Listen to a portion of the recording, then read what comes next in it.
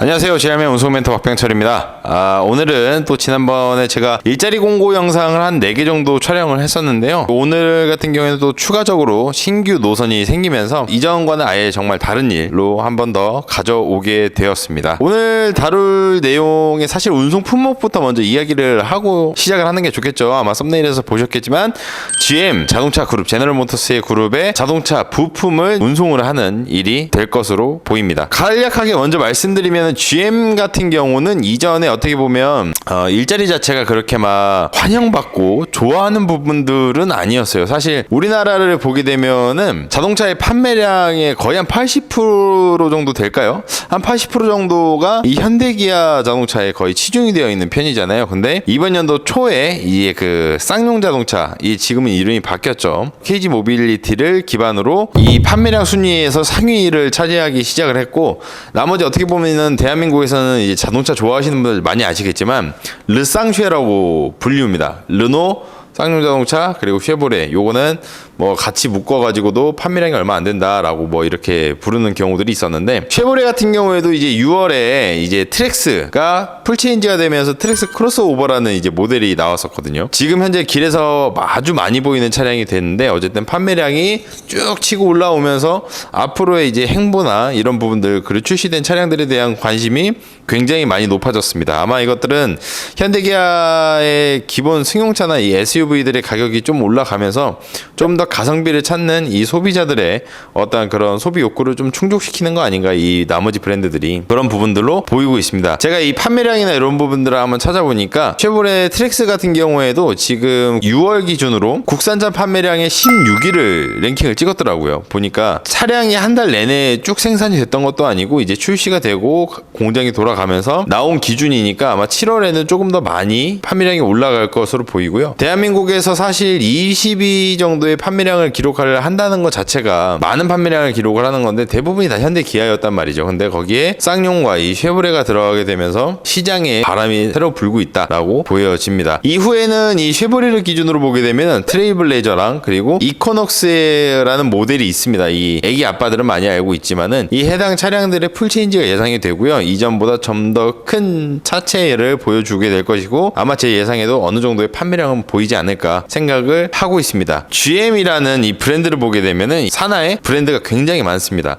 쉐보레를 기반으로 캐딜락도 있고요. GMC라고 하는 브랜드가 있어요. GMC 같은 경우에는 이제 픽업 트럭을 주로 다루는 그런 회사인데, 우리나라에 이제 들어온 지 얼마 안 됐죠. 캐딜락 같은 경우 이전에 들어왔었지만은 아마 이제 전기차나 이런 부분들로 해서 많은 판매량이 기록이 될 겁니다. 물론 이 얘기를 하는 이유는 캐딜락이나 GMC 같은 경우에는 우리나라에서 생산이 되지는 않습니다. 하지만 대한민국을 보게 되면 판매량을 기준으로 가지고 해외 브랜드가 들어오진 않아요. 판매량 자체가 많지도 않고, 쉐보레 트랙스 같은 경우에도 당장 6월 달에 보게 되면은 한 3,000대에서 4,000대 정도 판매가 되었는데, 3, 4,000대의 판매량만 단지 보면 중국이라던가 아니면 이 인도 같은 경우에의 판매량을 턱없이 따라가긴 부족하거든요. 하지만 이 생산 기지로서의 활용성 자체는 대한민국이 굉장히 좀 우월한 부분들이 있기 때문에 아마 제 개인적으로는 추가적인 또 발판이 되지 않을까. 그래서 이전에 GM 관련된 어떤 자동차 부품을 운송하는 것들은 거리낌이 있었고 내가 오랫동안 할 수 있는 게 맞는 것인가라는 약간 물음표가 있었다라고 하면, 지금은 시장 자체가 많이 바뀌었고 쉐보레 움직임이 좀 적극적이어지면서 아마 판매량이나 그리고 일에 관해서 굉장히 안정성이 많이 높아졌다라고 볼 수가 있을 것 같습니다. 일단 뭐 사전에 대한 내용은 이 정도로 마무리를 하고요. 일자리에 대한 부분을 조금 더 자세하게 보도록 하겠습니다. 일단 차종 같은 경우에는 5톤 축 윙바디를 쓰게 됩니다. 적재함 길이가 9m 60 정도로만 나와주면 되고요. 차주분들도 가능합니다. 다만 연식이 너무 오래된 차량은 아니었으면 좋겠다. 물론 내가 연식이 오래된 차량을 처음 사서 지금까지 수리를 하고 타고 있다라고 하면 상관이 없는데, 간혹 이제 차주분이다라고 했는데 차량 연식이 뭐 10년 전 거, 12년 전 거를 싼 값에 구매해서 오시는 경우들이 있단 말이에요. 요거는 이 회사도 아마 뭐 문제가 될 수도 있겠지만 본인이 차량이 서는 경우가 많기 때문에 연식을 그렇게 오래된 차량을 선호하는 원청은 없기는 합니다. 예, 요건 참고만 해주시면 될 것 같고요.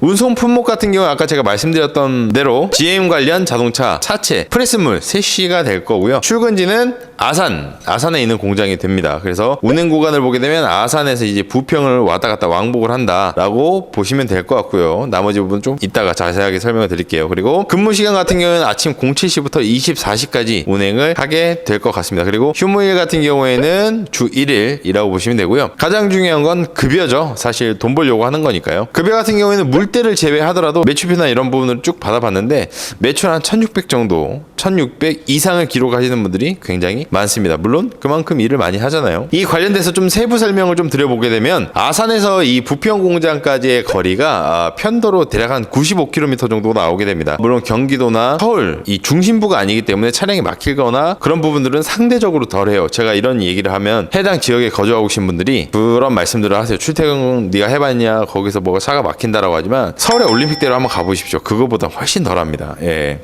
어쨌든 95km 정도가 되고요. 약한 자동차로 움직였을 경우에는 1시간에서 1시간 15분 정도가 된다라고 보시면 됩니다. 그러니까 왕복으로 따지고 보면 대략 한 2시간에서 2시간 반 정도가 걸리게 되겠죠. 상하차 시간을 제외를 한다면. 그래서 근무 시간이 상대적으로 너무 긴 게 아닌가라는 생각을 하시는 분들이 계실 거예요. 하지만 상하차를 하는 부분들도 있고 대기하는 부분들도 있고 다녀오셔가지고 바로 그 다음 걸 나가는 건 아니기 때문에 중간중간에 휴식 시간이 좀 있다라고 보시면 될 것 같습니다. 그리고 제가 아까 휴무일 같은 경우에 주 1일이다라고 말씀을 드렸는데 내가 일요일날 쉬고 싶다라고 하시면 충분히 가능합니다. 그리고 반대로 난 주 7일을 해서 매출을 많이 기록하고 싶다. 이 부분도 가능합니다. 현재 일량이 굉장히 많아서 주 7일 근무를 하시는 분들이 좀 많다라고 하더라고요. 물론 휴무가 불가능하다는 건 아닙니다. 휴무도 충분히 가능해요. 그래서 휴무를 하시는 분들 같은 경우에 로테이션으로도 휴무를 하시는 분들도 있다라고 보시면 될 것 같고요. 아산에서 부평까지 시간이 긴 시간 동안 몇 회전을 하게 되느냐도 꽤나 중요하겠죠. 그래서 회전수 같은 경우에는 똑같이 로테이션으로 돌아가게 되어 해서 하루는 3회전, 하루는 2회전으로 번갈아 가면서 움직인다라고 보시면 될 것 같습니다. 해당 일자리 같은 경우에 TO가 현재 처음에 저희한테 원청사에서 요청했던 거는 4자리였습니다. 근데 4자리가 제가 일자리를 지켜본 지 한 2주, 3주 정도 되었거든요. 2, 3주 동안 다 찼어요. 그래서 추가적으로 TO가 들어간다라고 하면 이제 한 분씩 순차적으로 들어가게 되실 텐데 워낙에 지금 일의 양이 많다 보니까 어쨌든 관심 있으신 분들은 바로 말씀을 해주시면 될 것 같습니다. 사실 이번 일자리 같은 경우에는 자동차 부품이라는 어떤 특정 짐을 또 운송을 하는 것도 있지만은 매출이 상대적으로 많이 기록이 된다. 그리고 특정 지역 아산이라던가 부평을 거주지로 하고 계신 분들에게는 이점이 있다라고 보여지고요. 중형 차량 치고는 매출이 상당히 높은 편이죠. 그러니까 1600 정도에서 사실 순이익이 얼마 남냐 그거는 차량 할부금이 얼마나 빠지냐가 아마 관건이 될 텐데 뭐 신차로 해서 나온다 하더라도 500 이상은 충분히 가져가지 않을까 제 생각은 그렇습니다. 물론 유가보조금이나 이 부가세는 제외를 하고 말씀을 드리는 거예요. 내가 이 일을 어느 정도 부지런하게 하고 많은 수익을 가져가고 싶다라고 하면 좋고 메리트가 있는 일자리다라고 볼 수가 있을 것 같습니다.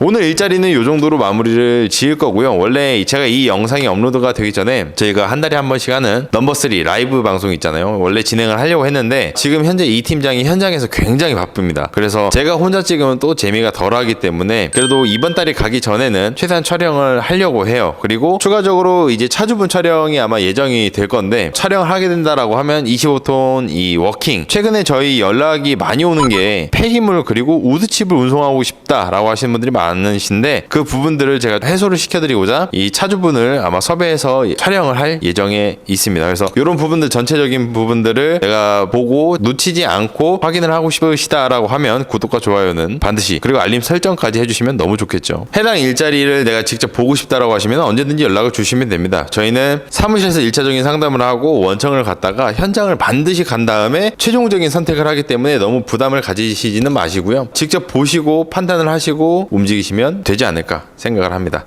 어쨌든 다음에 또 재밌는 영상으로 찾아오도록 하겠습니다. 지금까지 GR맨 운송 멘토 박병철이었습니다. 감사합니다.